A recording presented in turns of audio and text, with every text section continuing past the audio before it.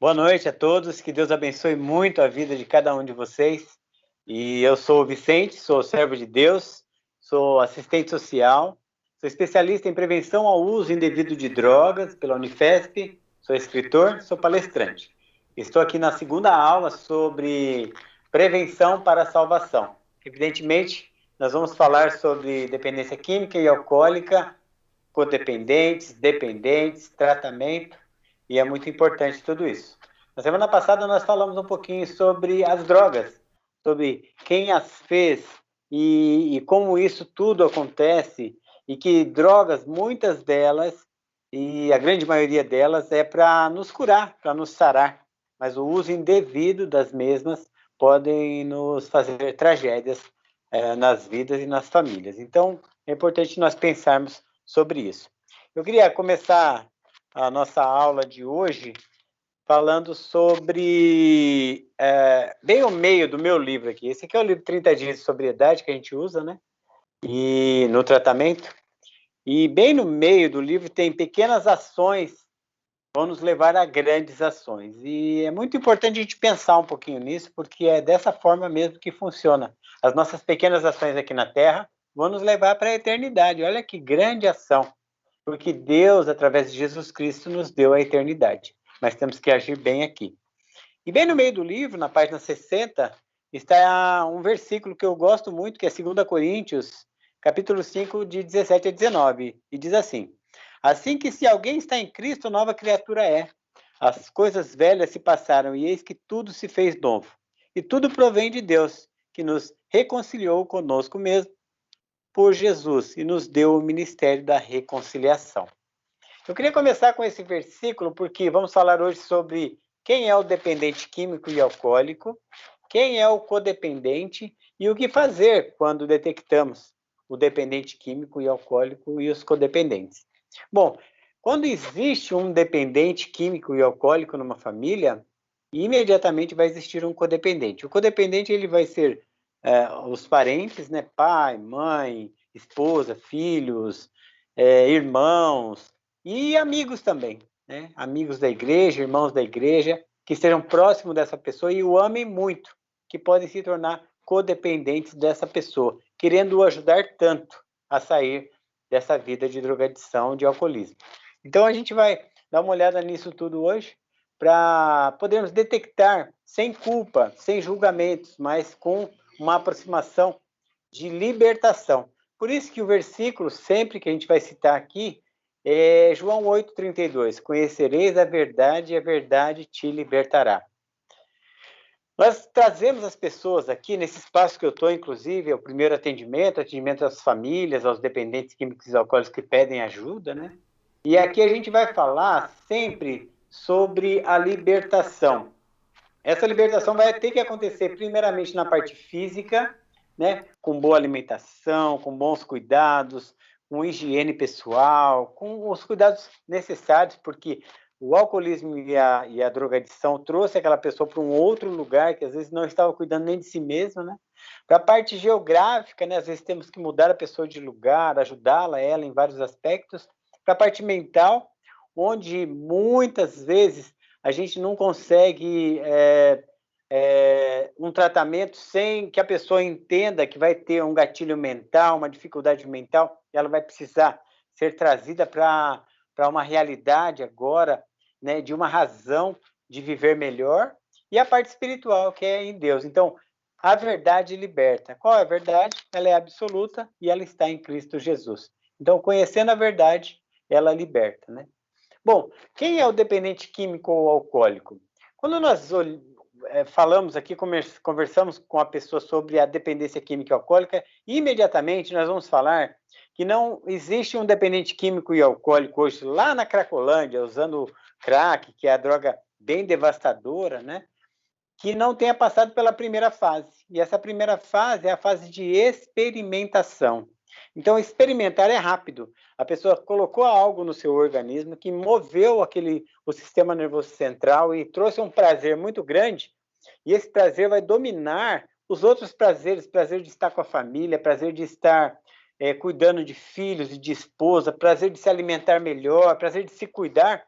Então, vai ter esse domínio da droga que você vai querer esse prazer muito grande. Então, essa fase primária, experimentar aquela droga é rápida. Então, a pessoa experimentou de manhã, e aí teve aquela sensação, e essa sensação foi passando, e de tarde ela pôs de novo no seu organismo, ela já está na fase 2, ou no outro dia, né? Ela já está na fase secundária, experimentar foi a primeira vez. Aí da segunda vez em diante é a fase secundária. Essa fase secundária, ela se apresenta a pessoa achando que tem controle do uso e que ainda consegue, né, cumprir com parte dos seus compromissos. Então ela vai à igreja, mas ela nunca vai inteiro. Ela vai no trabalho, chega atrasada de vez em quando, mas ela ainda vai. Ela tem umas frases também, essa fase secundária, que é assim: paro quando eu quiser, ninguém manda na minha vida, não estou pedindo dinheiro para ninguém, eu estou fazendo mal só para mim. A pessoa não consegue enxergar que ela está fazendo mal para ela e, consequentemente, fazendo mal para os que a amam. Ela não consegue enxergar que os atrasos estão levando ela para uma decaída e essas perdas, e as perdas são reais. Então, aqueles relacionamentos bons que ela tinha, né, em escola, em estudo e em toda a vida, eles vão se perdendo porque a pessoa passa a querer usar só com quem bebe, com quem fuma, com quem está no uso. Então, perde-se relacionamentos, né? Perde-se anos, né? Repeti esse ano na escola, mas tudo bem, o ano que vem eu faço de novo. Não consegui terminar a faculdade. Tudo bem, vou trancar, depois eu volto. E fica procrastinando, e fica deixando para depois, né? Então, a procrastinação é isso, deixar para amanhã o que se pode fazer hoje. E essas perdas, elas vão se tornando, elas são reais, e o tempo vai passando, a compulsão vai aumentando, até que se chega na fase terciária, que não tem mais controle, e perde a capacidade de concentração. E vive a realidade das perdas causadas pelo vício. Então a pessoa agora dorme e acorda pensando como ela vai usar, como ela vai se embriagar. Às vezes ela nem pensa muito, porque o organismo já está adequado àquilo. Então ela acorda, às vezes mal toma um café, já quer se embriagar. Seja com a maconha, seja com o álcool, seja com qualquer tipo de droga.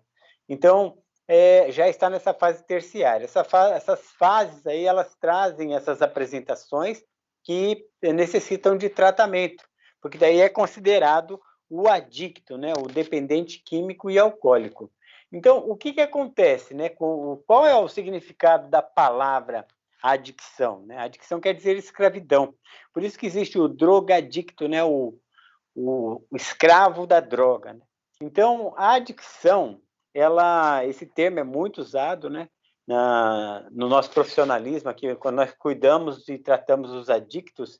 Então, considera-se adicto o dependente que já passou pela fase de experimentação, do falso controle e abuso de quaisquer entorpecentes, e hoje ele vive uma inversão de valores em sua vida, priorizando a insanidade. Então, a inversão, a troca, né? A troca da vida saudável e que dá prazer também, porque Deus nos fez para termos prazeres verdadeiros e conosco mesmo e com a nossa família saudáveis, e aí entra um prazer que não é saudável, que vai nos trazer assim para a insanidade. Agora, se a gente for trabalhar um pouquinho o que é a insanidade tem o fator inteligente da gente saber o que é insanidade. E o Einstein fala bem disso, né? Insanidade é continuar fazendo sempre a mesma coisa, esperando um resultado diferente. Então, eu faço as coisas tal, e da mesma forma, o resultado vai ser igual. Então, eu não queria passar por aquele lugar, mas eu passo ali de novo. E aí eu uso.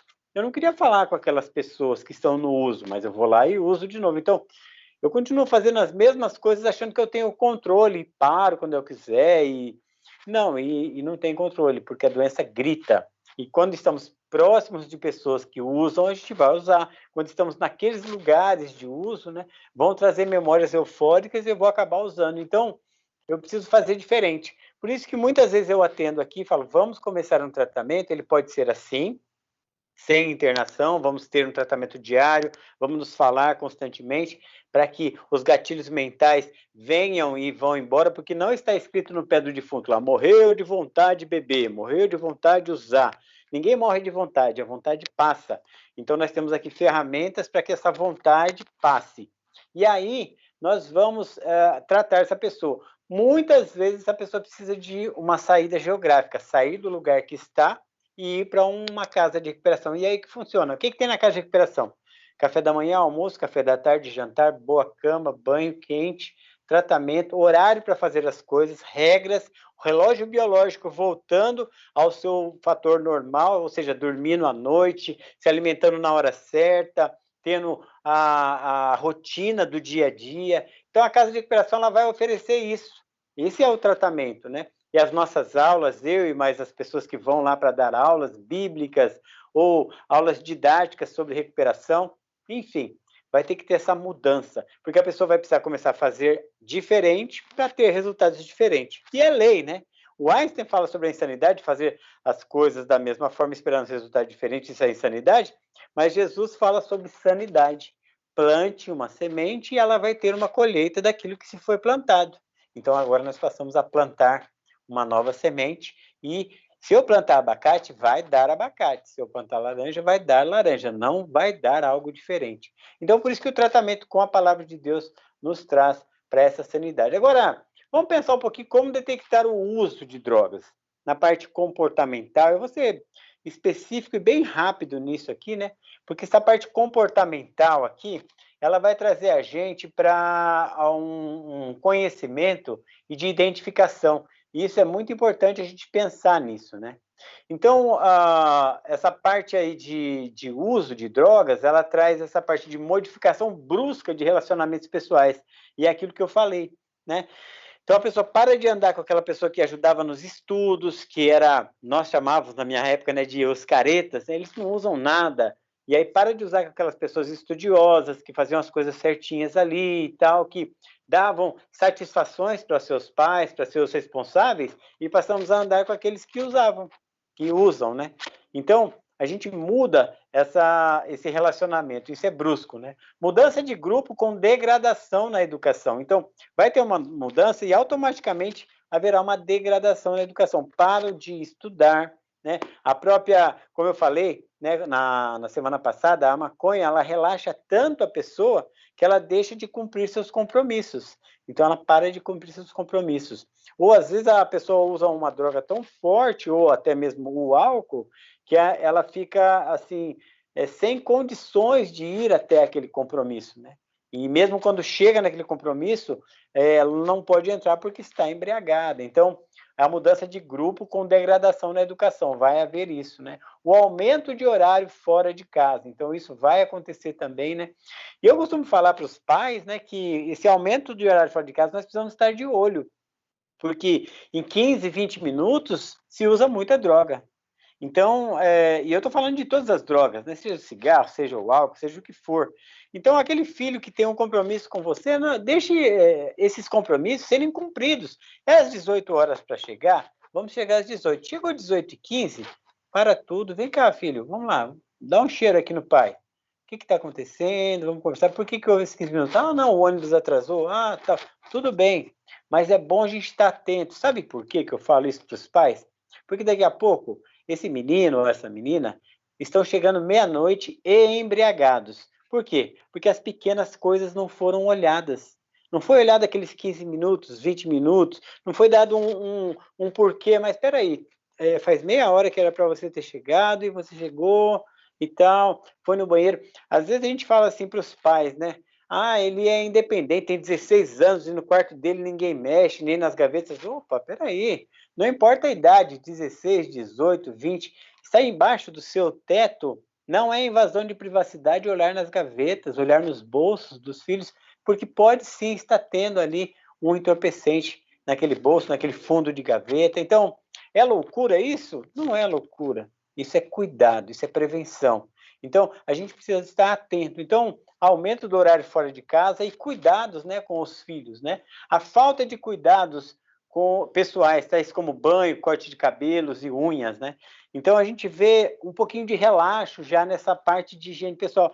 Às vezes, meus irmãos e minhas irmãs, parece loucura o que eu estou falando aqui, mas esses sinais são os mesmos em todos os casos. E não importa a faixa etária, a classe social, esses sinais eles vão acontecer. Às vezes não na ordem que eu estou falando aqui, mas eles vão acontecer. Faltas de cuidados pessoais, né? De banhos, a procrastinação, a mudança do relógio biológico, né? Troca a noite pelo dia. Então, isso vai acontecer sim, né? E a mudança do relógio biológico é o próximo passo aí, né? Passa-se a dormir durante o dia e ficar acordado durante a noite. Então, tudo isso também faz parte. Outra coisa também que vai acontecer são as irritabilidades, né? Impaciência e procrastinação, como eu já falei, né? Então, vai ficar mais irritado quando na falta daquele entorpecente, vai ficar impaciente, né? Quando não se tem o dinheiro, como que eu posso fazer? Vai inventar histórias, né? Mirabolantes aí para levantar algum valor, para ir para aquele uso, seja do álcool, seja da nicotina, do cigarro, seja de qualquer droga, né? Então vai ter essa impaciência e a procrastinação, né? Amanhã eu faço, depois eu faço. Bom, aí tem os sinais mais firmes, assim, da gente ver, né? Que são os olhos vermelhos e pupilas dilatadas. Olhos vermelhos, avermelhados, né? No caso do uso de maconha, de bebidas alcoólicas, e então vai trazer esses olhos avermelhados, né? E pupilas dilatadas, as pupilas, o miolinho do olho ali um pouquinho maior e tal, no caso do uso de cocaína ou de crack, né? Então é importante a gente dar uma olhada, né? Estar olhando bolinha na bolinha, eu costumo falar aqui, né? Bolinha na bolinha com seu filho. Fale mais de perto com seu filho, com sua filha, e fale sobre esses assuntos. E evite os perigos disso entrar na sua vida e na sua família. Bom, o emagrecimento precoce também. Você vê aquele ser humano que a gente conhecia, que comia bem, se alimentava bem, agora comendo rápido, ou às vezes nem se alimentando para sair, né? Então vai ter esse emagrecimento precoce, vai ficar magro, vai mudar um pouquinho as características aí desse corpo aí, desse ser humano, né? Bom, dedos queimados e cheiros estranhos nas roupas e nas mãos, né? Vão acontecer também, vamos estar atentos em relação a isso. Perdas ou sumiços de objetos e roupas, e etc. Então, esses três últimos itens aí, vamos dizer, né? A gente pode ver que já está numa fase já gradativa, compulsiva, né? Então já está emagrecendo, já está chegando bastante com olhos vermelhos, os dedos estão sempre com cheiros, com algumas coisas, né? Então esses três últimos aí é bom a gente prestar bem atenção, porque já está acontecendo alguma coisa. Perda e sumiço, e não vai sumir imediatamente algo de alguém, vai sumir algo dele mesmo. Ah, meu celular sumiu, meu relógio sumiu, aquele tênis sumiu, mas eu nem usava mesmo. Começa a meio que não dar muito valor, muito conta disso, e quando você vê, está sumindo as coisas dele mesmo, aí já é uma fase terciária do uso, né? Então, eu quis passar um pouquinho disso aí para como detectar, e como eu falei, todo lugar onde tem um dependente químico e alcoólico, vai haver um codependente. Então, nós falamos das três fases, essas primária, secundária e terciária da drogadição, que todos os que estão no uso passam por ela. Falamos sobre essa questão aí de identificação dos mesmos, e agora eu queria falar um pouquinho sobre a codependência. Todo o lugar onde tem um dependente químico vai haver um codependente. E quem são os codependentes, né? Codependentes são os familiares, como eu disse. E é uma doença emocional. Então, assim, eu vou dar o meu exemplo, né? Eu era usuário e minha esposa era codependente, minha mãe também. Elas nunca usaram drogas, nunca beberam nada. Então, elas eram codependentes de mim, elas achavam que elas iam me salvar. Eu passo a ser quase que a droga delas. Então, eu amo a droga e elas me amam tanto que fazem qualquer coisa por mim. Então, é uma doença e essa doença é emocional. Agora, não existe, né, assim, lá o termo de codependência, então não vai ter lá na certidão de óbito, né? Morreu por codependência, né? Então, mas ela vai atingir. Ela atinge familiares dos dependentes químicos, amigos e qualquer pessoa que conviva com o dependente. E essa pessoa às vezes facilita, né? Ah, ele está querendo tanto, R$ 20, vou dar para ele, vai, pronto, já vou ficar, parece assim, vou ficar livre, já deixa ele. Coitadinho, senão ele vai ficar com muita vontade. Deixa ele usar um pouquinho lá. Então, o codependente vai facilitando essa vida aí, não por querer, é porque ama muito, né? Então, essa doença também pode ser fatal, causando a morte por depressões, por suicídio, por assassinato, por câncer e outros. Às vezes a gente vê no jornal, lá passa de relance lá, assim, né? Que a mãe foi morta ou a mãe morreu de desespero, né, de depressão, ou às vezes morta mesmo de estar naquele meio lá facilitando aquela vida e aquela pessoa entrou em uma situação, ou a mãe, ou esposa, ou pais, né, de dependentes químicos e alcoólicos que entram assim, em situações bem graves em relação a isso, que causa a morte, né? Então, pode acontecer depressão, suicídio, assassinato, câncer e outros. Embora não haja certidões de óbito com o termo codependência, né? Pode ocasionar na morte, sim, né? Então, o que os codependentes fazem, né? Quais são as características dos codependentes? Eles vivem em função dos outros. Eles acham que eles vão salvar as outras pessoas. Eles têm baixo autoestima e intenso sentimento de culpa. Por isso que tem a baixa autoestima. Então eles acham que tudo é culpa dele. Meu filho está usando droga porque é minha culpa, meu marido está usando droga porque é minha culpa. E nós, os dependentes químicos, às vezes sentimos isso e transferimos um pouquinho dessa culpa mesmo para eles, porque enquanto vocês estão preocupados com culpa, com esse autoflagelo aí, nós estamos no uso, fazendo aquilo que a carne está pedindo, né? Então, é complicado. E aí eles vivem tentando ajudar os outros, esquecendo de si mesmos, né? Então tem uma autoanulação. Tira o dinheiro, dá para a pessoa, faz de tudo para conseguir ajudá-la, mas ela precisa de ajuda e não ajudar. Por isso que quando a gente fala, né, vamos pedir ajuda para as pessoas certas, né? E isso vai começar com o tratamento daquilo que nós falamos no começo, que a verdade vai libertar. Características do doente é o grau de negligência da sua própria vida em função do outro. Então, houveram momentos em que a Patrícia, minha esposa, ela falava assim, então vamos lá, eu não vou deixar você ir sozinho. Ela ia lá comigo, eu pegava, ela, coitada, ela não sabia de nada, né? Eu que enganava, fazia isso, né? Isso há 20 anos atrás. Então, eu ia lá, buscava e voltava, e ela falava, tá bom, então... E aí lá no fundo de casa, às vezes eu usava, e ela estava achando que estava me ajudando. Puxa, e ela estava, na verdade, ela estava tentando de todas as formas me ajudar, ela não sabia mais o que fazer comigo. Então, houve um momento em que esse codependente também, ele nunca usou droga, mas ele anula toda a vida dele em função do outro, né? Então, os comportamentos insanos, né? Então, vão acontecer também nesse caso. A insanidade vai acontecer. Ela vai continuar fazendo aquela mesma coisa e nunca vai mudar, porque vai estar sempre igual. Então, quando a Patrícia fala para mim assim, eu te amo, não vou falar mal de você para os nossos filhos, não vou ficar com outro homem porque eu sou serva de Deus, só que eu aprendi que você, drogado, não entra mais aqui na nossa casa. Você está tirando tudo daqui, está fazendo mal para mim, para os nossos filhos. E aí começa uma ação consciente de que ela também precisa de tratamento. Então, quando falaram a primeira vez para a Patrícia, minha esposa, assim, não, você tem que fechar a porta, porque droga e família não combinam, ela ficou assustadíssima. Ela falou, mas como que eu vou fechar a porta para o meu marido? Mas não é fechar de qualquer jeito, é fechar com razão. Então, agora eu vou amar com exigência. Por isso que tem um tratamento que se chama amor exigente. Então, eu amo com exigência. Então, você quer ajuda? Vai ser do nosso jeito, não vai ser mais do seu. Nós vamos para uma casa de recuperação, você vai se tratar, porque eu também preciso de tratamento.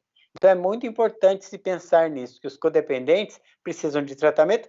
E é interessante que os codependentes, né, como eu vi a Patrícia está aí nos assistindo, meu amor da minha vida, que há 15 anos eu estou limpo e ela também está, ela faz parte dessa vida de sobriedade minha, né? Então é importante pensar que os codependentes também se ajudam, os iguais se tratam. Enquanto eu me trato com grupos de apoio e tal, e dando aulas, ela também ajuda muitos codependentes e muitas famílias são ajudadas também umas às outras. Então, pode-se reverter esse quadro, adotando-se comportamentos mais saudáveis. Então, e o primeiro passo é igualzinho o do dependente, né? Para mudar e conscientizar isso, né? É se conscientizar e ter a aceitação do problema. Então, o primeiro passo é eu admito que tenho esse problema e eu preciso de ajuda e de tratamento. E agora, esse tratamento não pode ser com culpa, porque o inimigo, como eu falei sempre, né? O inimigo ele sempre quer pôr culpa. Nós estamos aqui para esse tratamento para tirar culpa.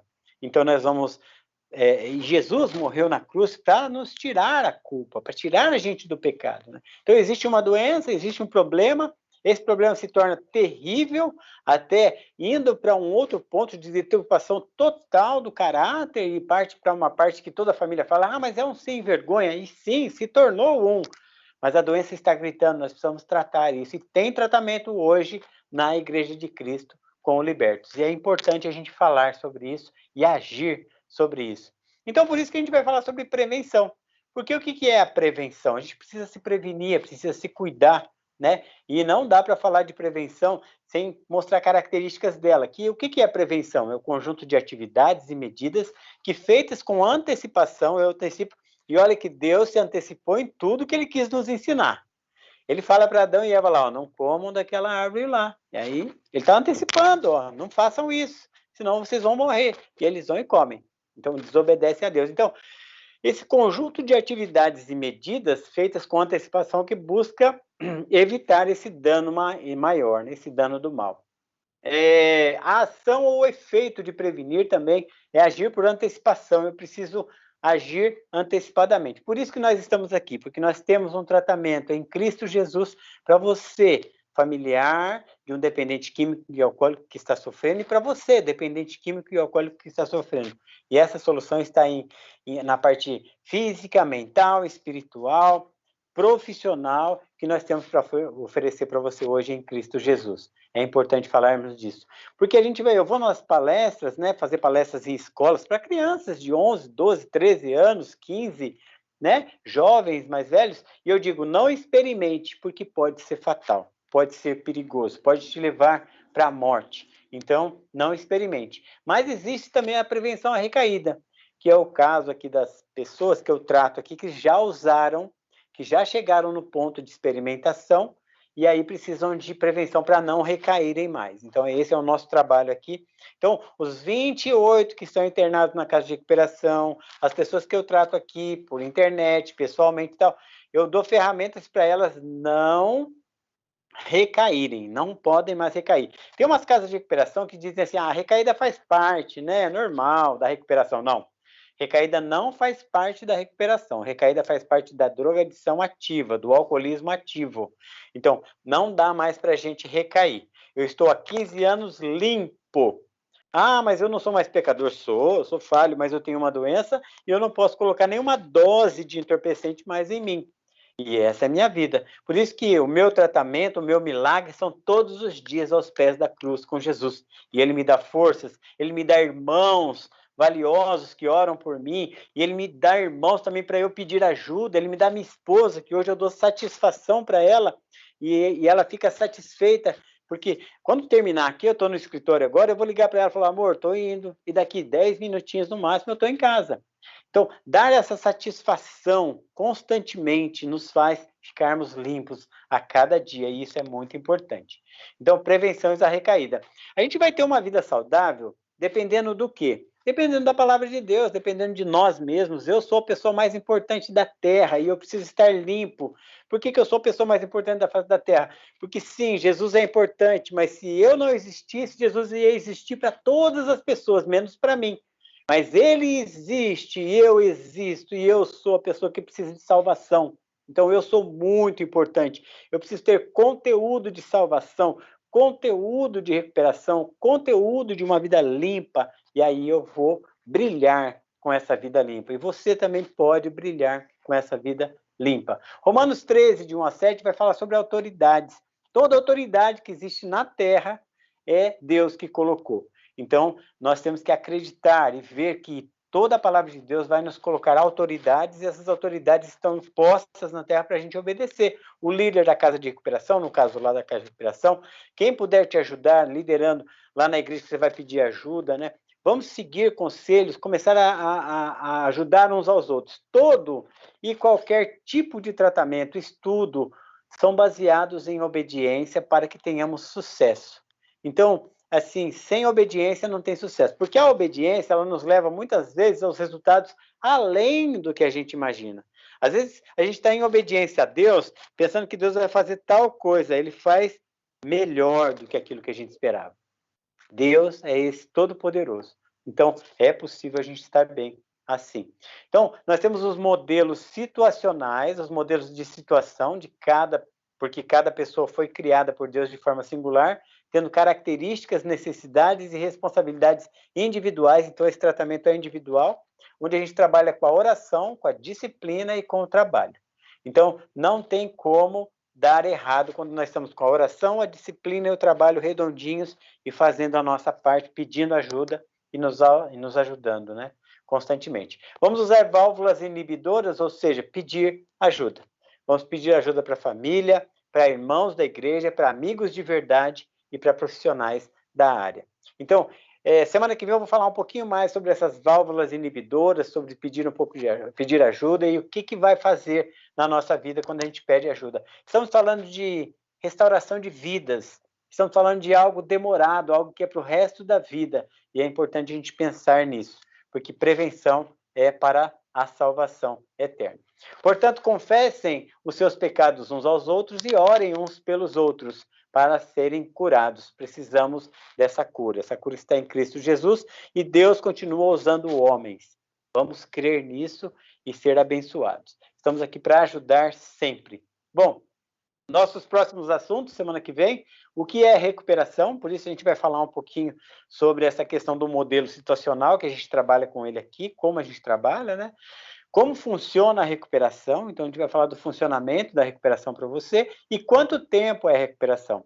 Eu vou falar para você que a recuperação é muito parecida e ela está ligada ali à restauração para uma salvação eterna. Então, um spoiler, né, para a semana que vem é que recuperação é para o resto da vida. Então, que Deus continue te abençoando muito. Nós temos os livros, né? 30 Dias de Sobriedade e o livro Libertos, que são ferramentas usadas aí para te apoiar, são materiais de apoio para você aí. Eu sou o Vicente e estou muito feliz e grato a Deus por estar mais essa noite com vocês. Vamos ao culto, que tenhamos um bom culto, ofereçamos um bom culto a esse Deus Todo-Poderoso que nos enviou Jesus Cristo como Salvador. Amém. Até semana que vem.